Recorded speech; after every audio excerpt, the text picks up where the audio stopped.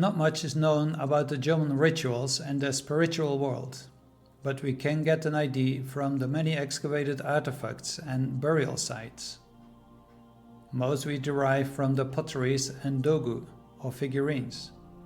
The patterns on the Jomon potteries are complex and not easily deciphered. The decorations on Jomon pottery are thought to be symbols of the Jomon people's spiritual world and how they saw their world around them. We can only guess about their meaning. Take for instance the attempts to try to interpret the decorations on this 5,000-year-old Jomon vessel, excavated at Haramachi site in Hokuto city. The vessel is decorated with a coiling snake-like creature on one side, a frog or human-like creature extending its arms on the opposite side, and a crawling snake between them. The snake hibernates, coiling itself up in winter. When spring has come, the snake will awaken and slither around. The snake, reborn from the earth after hibernation and shedding its skin, might have symbolized immortality and eternal life for the Jomon people. The frog living in water when it was born and creeping onto the earth after its metamorphosis might also have been a symbol of uncertainty or the unknown. Eventually, the frog is eaten by the snake. Creating stories like this allows a free interpretation of the decorations as symbols of the natural, annual and seasonal transitions.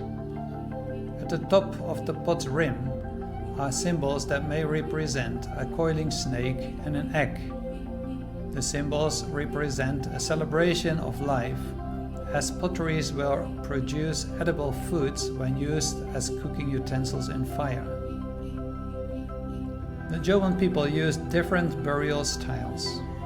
Jomon grave pits are usually excavated within settlements and are often found near the remains of pit houses.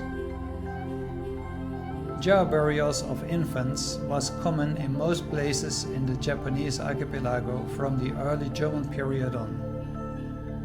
These jars were placed at the entrance of their pit houses. Jar burials of adults date back to the Middle Jomon period, but because they were not very common, it is thought they were probably secondary burials. The use of stone-covered burials began around the early Jomon period and became fairly common from the Middle Jomon period on. Some circular pits have been identified as burial pits based on the artifacts found inside. These ornaments consisted of precious jade stone, deer antlers and wild boar's tusks. The ornaments might suggest a person's social rank, descent, or were an amulet for the deceased.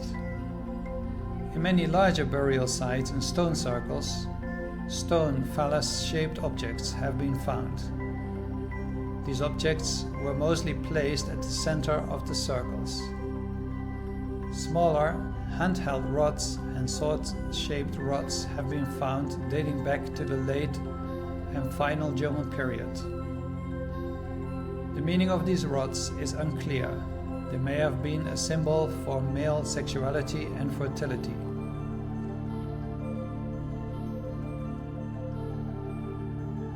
The dogu, or clay figurines, are maybe the most fascinating Jomon artifacts. They often look like deformed human forms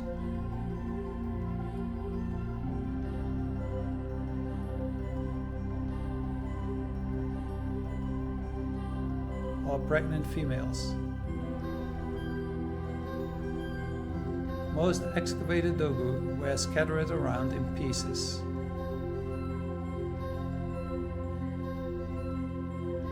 The dogu are very similar to the figurines found in Europe and Middle Asia. The use of figurines date back to the Upper Paleolithic era, 40,000 to 10,000 years ago. Some archaeologists tried to connect the dogu to the story of Henoele, the coconut girl, a mythical folklore from the island of Seram in the Maluku Islands, Indonesia. After the girl in the story was killed, Edible plants like tuber and taro plants sprouted from the scattered pieces of a dead body. Another likely possibility is that the pregnant figurines symbolized health and were used as a talisman for the safe delivery of babies. Many clay earlobe studs have been found, varying in size and design. Whether they were only meant as decorations or had a more symbolic meaning is unknown. The studs could have been a symbol for age, status, and connections.